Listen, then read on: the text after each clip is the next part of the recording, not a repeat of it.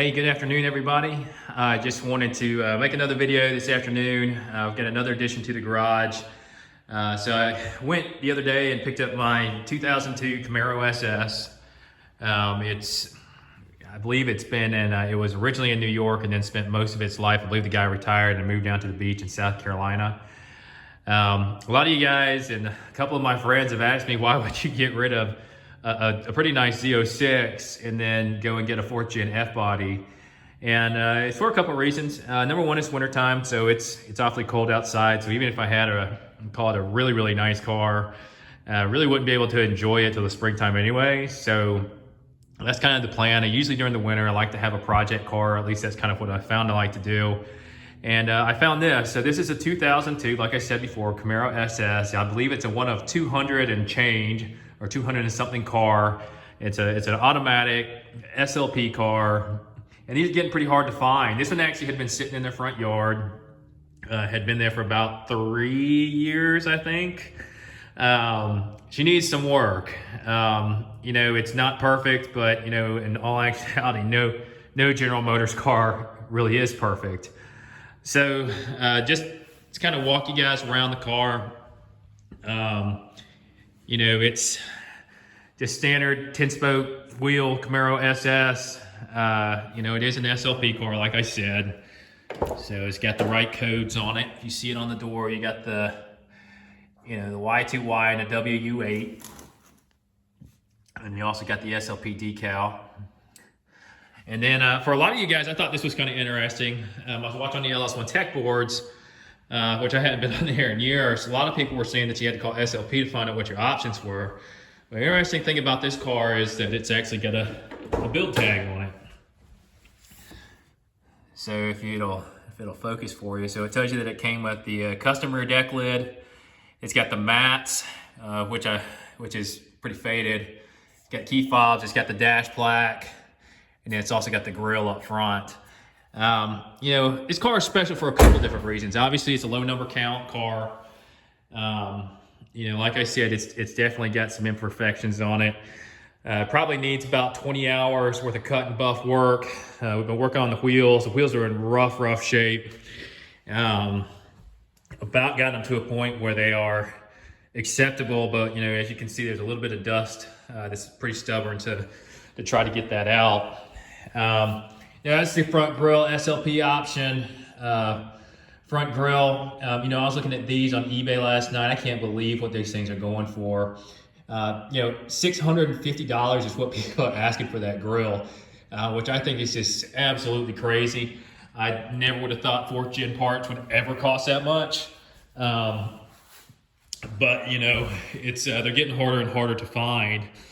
You know, the interior of the car is not too bad. I took some time and, really cleaned it up yesterday. Driver's side seat needs a little bit more cleaning, but I got to get some leather care products that, you know, I know are pretty good, and I've got to get some walnut pads and scour the seat. It'll look like brand new. Doing a little bit of dash work here, trying to get this stupid XM radio out of it. Debating on putting a new pad in here or doing a cap. You know, the car I think it's got 59,000 miles on it. Doesn't look like the T-tops are leaking on it, so we're in good shape there. The back seat's in immaculate shape. You know, driver's side or passenger side seat's in really good shape. So the other thing that's pretty interesting about this car is I believe it was like 10 or 15% of the cars that were made in 02 came with the LS6 block. And so that was another reason I thought this was a pretty cool car. It does in fact have the LS6 block. You can see that it doesn't have the dot right there. So on top of being one of 100 or one of a couple hundred cars from SLP, you know, that kind of makes it kind of special too. And right now I know a lot of people are thinking like, man, that's not really that special 4th gen car. There's a ton of them out there, but if you go on eBay and look, the prices of 4th gens are really skyrocketing right now. The 3rd gen cars are going crazy right now too. So we actually did a little bit of foaming and engine cleaning. Probably need to do a little bit of power washing onto the engine bay, and then get some detailer on here. This thing will look like brand new. Overall, a good solid foundation. You can see some of the dirt up here on the hood. It's got to be clean. We got to do a little bit of work right here. That'll be pretty easy. We'll put some a base coat on there and then clear over it. It'll match perfectly. The good part about under hood work is that it's protected from the sun, so there's not a whole lot of fading going on there. So overall, like I said, it's a good foundation to start with. We need a lot of polishing on this car. I did some of the deck lid the other day. So this has actually been cut and then buffed and then actually just waxed this.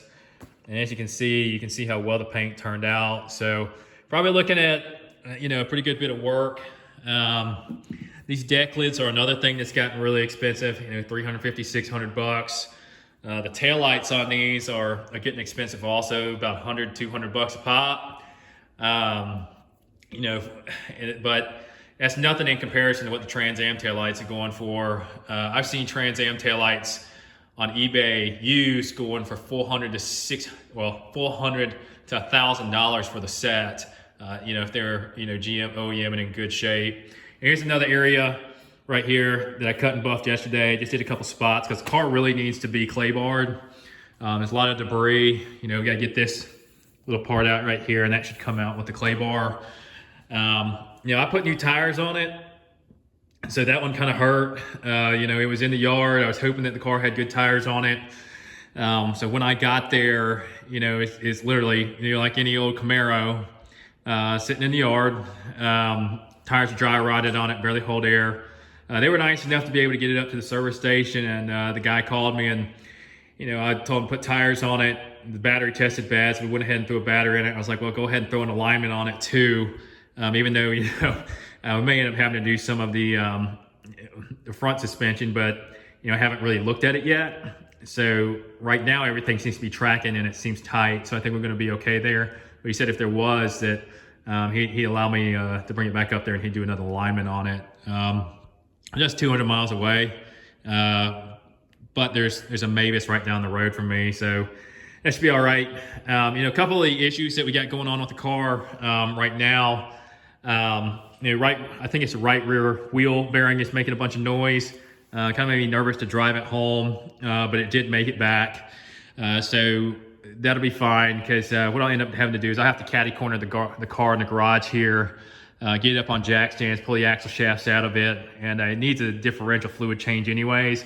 So that'll allow me to inspect everything in there, and I'll end up replacing both sides. That'll probably be a weekend job. Parts aren't real expensive, about $40. So it'll have two new rear wheel bearings. Might as well do both sides whenever you already got it apart. I'm actually kind of hoping that maybe, whenever I lift the thing up, maybe it'll actually just be the front hub, because that's a lot easier to replace. But that's really about it. Everything works on the car as far as I know. Might need to replace a couple speakers in the front. That's pretty normal. And then, the dash pad's cracked. Got to work on the center console piece here. Pretty normal for that thing to start falling apart too. So I got to get one of those on order or see if I can rebuild the one that I've got. And then, what we're going to do also is we're also going to do a fluid swap. We're going to swap all the fluids in this car. So we're going to do the radiator. The oil looks pretty good. We'll probably swap it to be safe. They said it was just changed, but everybody says that, and they were really nice people. So, it looks clean. May change, do a pan change on the transmission underneath it, swap out some fluid there. But everything else, I'll be honest with you, it's in pretty, it's not in bad shape for, sitting in the yard for 2 or 3 years. So working on doing a little bit of headlight restoration. Once these polish out, they should polish out pretty good, look pretty nice. There's a couple places in the paint. Obviously, this has been a car that has not been a garage queen. But I'm really thinking that the cut and buff will probably do it a good bit of justice. We got some new windshield wipers ordered. One of them's bent. So really just little itty bitty stuff. And so one of the other things that I've got here, I got to figure out what to do with is the carpet pad for the back of the car. This is pretty normal for the carpeting to fade. You know, I've dyed carpet before, and you know, done it with paint. It turns out okay. The texture just isn't quite there, but you know, I'm debating on whether I need to buy one off of eBay that's out of a wrecked car, if I can find it, because they're probably like 150, 200 bucks. If I need to try to revive this one, which I think I can do. This center section right here will be hard to revive, but I'm thinking if I can tape it off and then I can dye the rest of it black, it should match the car accordingly. So overall, you know, the car probably needs, this tail light's got a slight crack in it, so I'll probably go ahead and try to find a replacement for it in a junkyard, polish it up, it'd be like new. Got to match the colors for the center caps, and then really, you know, the clay bar and the detail should really make this car look 20 times better, you know, after it gets cut and buffed. But yeah, that's just a quick story on the project. As you know, these cars are starting to get kind of hard to find. Parts are definitely, you know, engine parts are cheap, but the body parts, you know, are starting to get really expensive. So it's a good basis. You know, I bought it for a really good price. You know, it's a wintertime project, and honestly, I really like the car. Part of me kind of wants to keep it, but you know, we'll see what it all entails, and I expect it to clean up pretty well, because the interior cleaned up very nice. So just trying to take care of a couple odds and ends there. I've also got brakes and new rotors ordered for it. You know, the back end of the car, I think is going to probably need some work. It's probably going to need 2 shocks. We're going to do the wheel bearings on it. Obviously the brakes and the rotors on the back. Do a synthetic limited slip change, fluid change for the differential. And it should be ready to rock and roll, but we'll give everything a good once over. You know, I drove it, like I said, you know, call it 200 miles, and it ran pretty well, minus the wheel bearing making a bunch of noise. I have a feeling that wheel bearing on the other side, I'm probably going to have to put an axle shaft in it too. But luckily, like I said, the parts aren't too bad. I think it's going to be about 100 bucks for an axle shaft. You know, it's about 50 bucks for the bearings, and then, you know, it just, however long, and what a pain in the ass it is for me to, you know, to get it taken care of. But anyways, guys, I appreciate it. You know, thanks for watching and following. And, you know, I hope you guys look forward to the build. Thank you.